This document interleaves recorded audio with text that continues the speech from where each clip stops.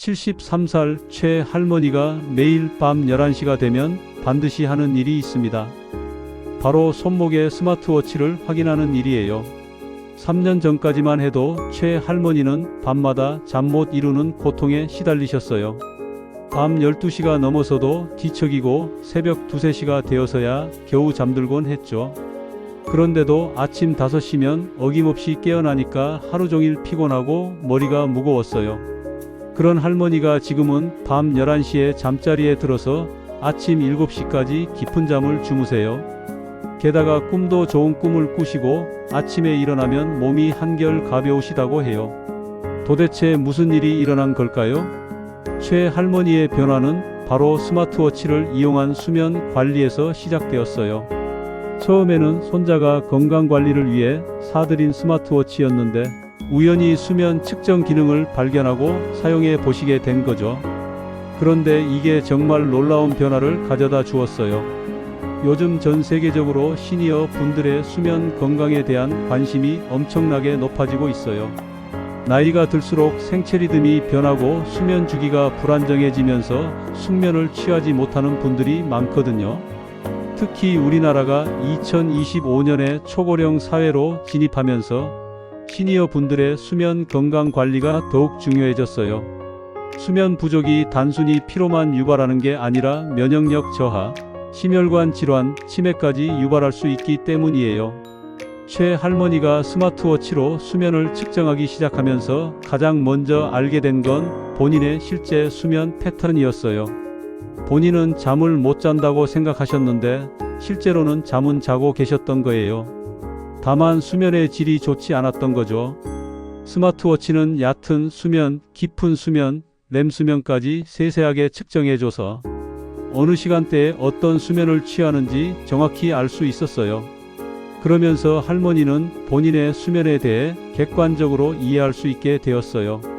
가장 놀라운 발견은 새벽에 자주 깬다고 생각했는데 실제로는 잠깐 뒤척이는 정도였다는 거예요. 스마트워치 데이터를 보니까 실제 깬 시간은 총 15분 정도에 불과했거든요. 이런 정확한 정보를 바탕으로 할머니는 수면 환경을 하나씩 개선해 나가기 시작했어요. 먼저 침실 온도를 20도에서 18도로 낮추셨어요. 스마트워치 데이터를 보니까 온도가 높을 때 깊은 수면 시간이 줄어드는 걸 확인하셨거든요. 다음으로 바꾼 건 취침 전 루틴이었어요. 예전에는 잠자리에 들기 직전까지 텔레비전을 보거나 스마트폰을 만지작거리셨는데 이제는 잠들기 1시간 전부터 모든 전자기기를 끄세요. 대신 따뜻한 허브차를 마시시거나 가벼운 독서를 하시면서 몸과 마음을 잠들 준비를 시키세요. 특히 라벤더 차를 좋아하시는데 스마트워치 데이터상으로도 라벤더 차를 마신 날의 수면 질이 더 좋다는 걸 확인하셨어요. 침실 환경도 많이 바꾸셨어요. 커튼을 암막 커튼으로 교체해서 완전히 어둡게 만들고 작은 소음도 차단하기 위해 귀마개를 착용하기 시작했어요. 이런 변화들이 하나씩 쌓이니까 수면의 질이 눈에 띄게 좋아졌어요. 스마트워치의 수면 측정 기능은 정말 정교해요. 심박수 변화, 움직임 패턴, 호흡 리듬까지 종합적으로 분석해서 수면 단계를 파악하거든요. 최근 나온 제품들은 병원에서 하는 수면 검사와 비슷한 수준의 정확도를 보여준다고 해요. 특히 삼성 갤럭시 워치나 애플워치 같은 제품들은 수면 무호흡증까지 감지할 수 있어요. 최 할머니도 처음에는 모르고 계셨는데 스마트워치가 수면 중 호흡 패턴의 이상을 감지해서 병원 검사를 받아보시게 되었어요. 다행히 심각한 수준은 아니었지만 가벼운 수면, 무호흡이 있다는 걸 알게 되어서 적절한 치료를 받을 수 있었어요. 만약 스마트워치가 없었다면 계속 모르고 지내셨을 거예요. 스마트워치의 또 다른 유용한 기능은 스마트 알람이에요. 일반 알람 시계는 정해진 시간에 무조건 깨우지만 스마트워치는 얕은 수면 상태일 때 깨워줘서 훨씬 개운하게 일어날 수 있어요. 최 할머니도 이 기능을 사용하기 시작하면서 아침에 일어나는 게 훨씬 수월해지셨어요. 예전에는 알람이 울려도 몇 번씩 끄고 다시 자곤 했는데 이제는 알람 한 번에 바로 일어나세요. 수면 데이터가 쌓이면서 할머니는 본인만의 수면 패턴을 발견할 수 있었어요. 예를 들어 저녁에 가벼운 산책을 한 날에는 깊은 수면 시간이 늘어나고 늦은 시간에 카페인을 섭취한 날에는 렘수면이 줄어든다는 것들을 알게 되었어요. 이런 정보를 바탕으로 생활 패턴을 조절하니까 수면의 질이 더욱 개선되었어요. 특히 저녁 6시 이후에는 커피나 녹차를 마시지 않고 저녁 식사 후에는 반드시 30분 정도 가벼운 운동을 하세요. 운동도 수면에 큰 도움이 돼요. 하지만 너무 격한 운동을 하거나 잠들기 직전에 운동을 하면 오히려 각성 효과가 나서 잠들기 어려워져요. 그래서 최 할머니는 저녁 7시에서 8시 사이에 가벼운 요가나 스트레칭을 하세요. 스마트워치는 이런 운동량도 측정해서 수면과의 상관관계를 보여줘요. 할머니는 이 데이터를 보면서 본인에게 가장 좋은 운동 시간과 강도를 찾을 수 있었어요. 식단 관리도 중요해요. 저녁 식사는 가볍게, 그리고 잠들기 적어도 3시간 전에 마치는 게 좋아요. 최 할머니는 저녁 6시 전에 식사를 끝내시고 그 이후에는 물이나 허브차만 드세요. 특히 알코올은 수면에 좋지 않다는 걸 스마트워치 데이터를 통해 직접 확인하셨어요. 술을 조금이라도 마신 날에는 렘수면 시간이 현저히 줄어들더라고요. 그래서 지금은 완전히 금주하고 계세요. 스마트워치의 수면 추적 기능은 단순히 데이터만 보여주는 게 아니라 개선 방안도 제시해줘요. 예를 들어 깊은 수면이 부족하면 실내 온도를 낮추거나 운동량을 늘리라고 조언해주죠. 최 할머니는 이런 조언들을 하나씩 실천해 나가면서 수면의 질을 꾸준히 개선할 수 있었어요. 처음에는 수면 점수가 60점 대였는데 지금은 80점 이상을 꾸준히 유지하고 계세요. 수면의 질이 좋아지면서 낮 시간의 활력도 크게 달라졌어요. 예전에는 오후만 되면 졸리고 피곤해서 낮잠을 자야 했는데 이제는 하루 종일 에너지 넘치게 생활하세요. 기억력도 좋아지셨어요. 충분한 수면을 취하니까 집중력이 향상되고 새로운 것을 배우는 능력도 늘어났어요. 요즘은 스마트폰 사용법도 척척 익히시고 새로운 요리법도 금방 배우세요. 면역력도 향상되었어요. 예전에는 계절이 바뀔 때마다 감기에 걸리곤 했는데 충분한 수면을 취하기 시작하면서 감기에 거의 걸리지 않으세요. 이것만으로도 병원비를 많이 절약하게 되었어요. 가장 중요한 건 정신 건강이에요. 수면 부족은 우울감이나 불안감을 증가시킬 수 있는데 충분한 수면을 취하면서 할머니의 기분도 훨씬 밝아지셨어요. 매일 웃음이 끊이지 않으시고 새로운 일에 도전하는 의욕도 생기셨어요. 스마트워치의 수면 기능은 계속 발전하고 있어요. 최근에는 수면 중 스트레스 수준까지 측정할 수 있는 제품들이 나오고 있고 개인 맞춤형 수면 코칭도 제공한다고 해요. 인공지능이 개인의 수면 패턴을 학습해서 최적의 취침 시간을 알려주거나 수면 환경 개선을 위한 구체적인 조언을 해주는 기능들이 점점 정교해지고 있어요. 최 할머니는 가족들과 수면 데이터를 공유하기도 해요.